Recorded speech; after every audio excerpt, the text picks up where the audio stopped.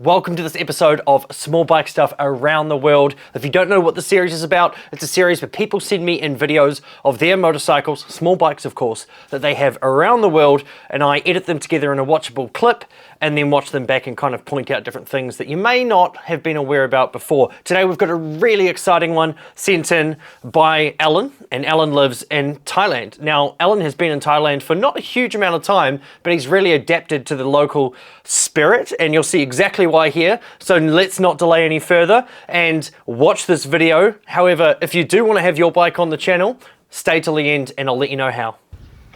Hello, my name is Alan. I'm from the USA and currently living in Thailand. And this right here is my Honda Wave 125i 2022 model. All right, let's stop right there. You must notice that Alan is standing beside something that's not really seen in Western countries, and that is a sidecar on the side of a small motorcycle. Now, he's also got a 2022 Honda Wave 125i there powering it, so that's much similar to the bike I'm using here as my table to watch this on. I use my motorcycle to do it. It's a bit dodgy, but we get it done. Now, he's got this massive sidecar attached, and I'm really interested to learn about how exactly he's gone about this process. It's something I would have always wanted to do as a foreigner over in Thailand, but I have never done, so let's check it out. This is the Wave 125. So the engine is the 125 cubic centimeter or 7.62 cubic inch. You can tell he's American. I've never translated my engine CC rating into cubic inch, but that makes sense. That's much more of a freedom unit that is super popular in America. In New Zealand, we kind of have a hodgepodge of everything. You know, we watch American and British TV. We have American and British sayings. We kind of understand what you're saying if you talk about miles per hour as opposed to kilometers per hour. Those kind of things. We just kind of have to adapt in New Zealand, and we definitely a metric country, but a lot of people understand what you're talking about when you mention it. Overhead valve. Has a 4-speed centrifugal clutch transmission. I have done no modifications to it. It came with the stock alloy wheels and street tires. All right, he's just talked about the alloy wheels and street tires that it came with, and obviously he's going to describe these ones here. But before he does, I'd just like to say how easy it is to get this done in Thailand. You can roll around to any motorcycle shop and say, hey, I want a new set of wheels. If they don't have them in stock, they'll generally point you to a shop that can get them, or they'll go source them for you. And, you know, just leave your bike there for half a day max and then come back and it's got a new set of wheels on it. So he's gone for these nice red alloy wheels and black spokes. They would have used the original hubs. And he's got some knobbly dirt tires there, so I'm really interested to know what brand they are. I live out in the country, so I want to get something a little more aggressive. So I got these wire wheels that I had built for me with some nice red to match the seat and the decals. And I put the Camel motocross tires on, 275 17s, a little bit bigger than the stock 225s that came in the front. Yeah, they are a bit bigger than the stock 225s that came in the front. But in Thailand also, they use a metric sizing on their tires quite often. They usually come out with a 70 by 90 by 17-inch tire. And on the rear, they usually have an 80, 90, 17. Whereas in America, a lot of people are more used to the inch sizing or the imperial sizing, which is obviously the case here. One thing I have noticed as well is if you look down where the axle goes through the wheel, on my Honda Wave that's right beside me, there is a speedo drive going into there. So I wonder if on the 22 Wave, the speedo drive is not attached to the front wheel, if it's taking its speedo from the sprocket, which is the case on bikes like the Grom. But yeah, I guess we'll have to either just assume that's the case or figure it out for ourselves. And the 250s that came in the rear, so it gives me a little bit more meat to go out into the rice fields. And I put them front and back are the same size. Okay. Just as the difference is the drum hub for the rear and the disc hub for the front. When I had the sidecar built, I had them put a wire wheel on it as well for the same tube style tire. It's a little less aggressive tire. Okay, he's just said about the tire style and how it's less aggressive. Can we stop for a second and just look at this masterpiece? So that's a swing arm, like a motorcycle swing arm essentially. I can't tell if it's a real swing arm from a motorcycle or they've just welded something up out of box tube. On the other side, behind that wheel, so that would be on the right-hand side of the swing arm if you're looking at the bike from the rear. It's got two shocks, so twin shocks on the right side, one on the left side. And when I initially looked at this, I thought, hey, where's the third shock? Because they always have an extra one to to help carry all the weight. And yeah, there it is. It's sitting there at the back. So this bike has 1, 2, 3, 4, 5 rear shocks on it. And there's good reason for that because of the sidecar. So let's keep looking at it. It is a Westlake. Westlake. Interesting. 275 as well. Never heard of that. It's more for carrying a load than it is for traction like the other tires. But it serves a purpose and helps me get through all the rice paddies and fields out here. Awesome. The controls are all factory on this. It's got the rear brake kickstart, the front brake throttle. It is the newer model, so it does come with the electric start. Some of the older models were only kickstart. Okay. Has a high beam, low beam, horn, and turn indicator. These do not come in the Thai model with the hazard lights. You can modify them, I just have not gotten around to it. The standard mirrors on it still. So I just paused it after he's talked about the mirrors because it's got a good shot of that Speedo there. Mine's quite a bit different here. I've got it right beside me, and this is the 2015 model, and he's got, what is it, the 2022 model. So it's an entirely different look. They seem to still have the gear position lights in there, and they've got a turn signal lights, and they've got a digital speedometer, which mine doesn't. Mine has a manual one, so it leads me to believe that, yeah, they're probably getting that speedo reading or odometer reading from somewhere else on the bike. For the shifter, it is a heel toe type. Push down to shift up, push back on this one to shift down. Down to shift up, down to shift down. The heel toe shifters. Some people don't like them, and you can just retrofit a normal shifter on there if you do want to. But yeah, I mean, I get used to them and I think they're sweet. One thing I would like to point out is I've always wondered how much room would be between the sidecar and the shifter side of the bike, the left side of the bike. Is there enough room to kind of put your feet down? And there is. So it's, you know, it doesn't look like it inhibits natural riding things. So, you know, if you want to put your feet, you wouldn't need to put your feet down, would you? This thing's always up. But anyway, there's enough room. In the gears, it's kind of backwards if you're used to the toe shift on a more traditional motorbike, but it is clutchless. It's just a centrifugal clutch. So as the engine spins up, the clutch engages, but yeah, simple to control, easy to ride, designed to ride one-handed, so there is no clutch lever. Customization wise, the only things I've done are the wheels and tires, and of course put on this sidecar. All right, let's just look at that. He's done the wheels, he's put the sidecar on. Can we just appreciate the beauty of this? And I mean, if you're looking at this video and wondering why do you like this so much, like, how can you not? You've got to be a terribly negative person to think that's not cool. You could do so much with that. You could carry a whole bunch of people. You could put a giant comfortable chair in there and just sit there. I've seen that quite a bit where old boys will carry around their wives when they get a bit older and, you know, they just want somewhere comfortable for them to sit. Not to mention this beautiful canvas roof top, and yeah, there's just a whole bunch of ability with a sidecar. You could turn that into a restaurant. You could be a delivery mobile. You could be like a little taxi or a bus, or you could just use it as your daily driver. And I think that's what Ellen is doing. Which is a pretty large customization. Has an extra light on it, so I can see a little bit better at night on the dark country roads. I got the sidecar with the tarp style cover on it. It's a little quieter when it rains. You don't have the metal roof, but it was nice to have the roof on it. Hold on a second. He said you don't have the metal roof.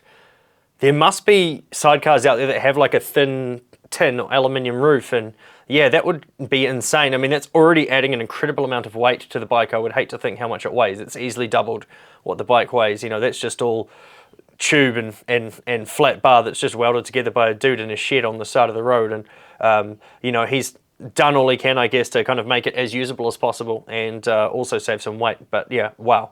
For a sunshade and, you know, rain protection when you're out in the elements out here. This is my only vehicle currently, so I'd like to have it for everyday purpose. So the little extra protection was nice, and the storage and passenger capability. As you can see, the dog leash, because haul around our dog in there, so kind of have him tied out so he can ride around. We did modify a little bit by putting this fake grass mat down and a little bit of this plastic, extruded plastic in there to cover up the slats, or else it was just kind of an open area and things would fall through. So This guy has really just like knocked one out of the park. He's living a dream of mine. He's got a Honda Wave sidecar. I mean, he's done some cool stuff. Can you imagine riding down the road at 50 kilometers an hour, which I did ask him, what's the top speed? And he said, you know, it's happy 30, 40, 50 kilometers an hour. You could take it faster, but you're really starting to just kind of get into an uncontrollable state then, because it's huge and heavy and turning is difficult. You can't lean the bike anymore. So yeah, I've seen a lot of them. I saw so many in Southeast Asia, especially throughout kind of more rural areas. These are family vehicles and transportation options for people. So yeah, I can just imagine sitting there riding down the road with my dog on the side, just feeling happy about life. that is the simple modifications I've done so far. So far, riding experience. When I first got it, I obviously did not have the sidecar on it. Great motorbike. I would use it for riding around the local trails, running to the store, riding around with my girlfriend. We just kind of enjoyed it as a standard motorbike. As time went on, obviously needed to have a little more storage space, protection. So with the sidecar, the experience is a little different. You're not leaning it into corners. You're riding it a little bit more straight up. If you've ever ridden a trike or a sidecar before, you'll understand it's a little bit different riding experience. It is rather enjoyable. You can be a little more lazy. It's not as aggressive of a ride. When you come to a stop anywhere, you're not putting your feet down. You are kind of relaxed a bit. And then it helps to have the extra storage and, you know, the capacity to haul some people around if you need to, or your dog, a couple of cases of beer, groceries. So Dog, a couple of cases of beer and groceries all together, mate. That would be perfect. Just wanted to point out the extra tail light and turn signal on the rear there of the sidecar. So, you know, there is some safety aspects that people have thought of. It's not something you'd want to come across at night if it wasn't lit up, because you just see the tail lights of the bike. It might go for an underpass, which is not uncommon in Thailand, and boom, straight into a sidecar. So yeah, there's some cool safety aspects there they have actually thought of, which I'm impressed. And that looks like an openable gate? No, that's welded shut, I'm pretty sure. I thought that was an opening gate at the rear, but it's still bloody cool. it has definitely made it a much more enjoyable experience as far as making this our everyday only vehicle. As far as issues go with this motorbike, the only one I've had is a little bit of rust that accumulates on these bikes. The exhaust is a little bit of a problem. They can rust up decently easy. You get along the rust along the welds and inside the actual muffler itself. You do get a little bit of rust if you're not careful, like I was, inside on the sprocket.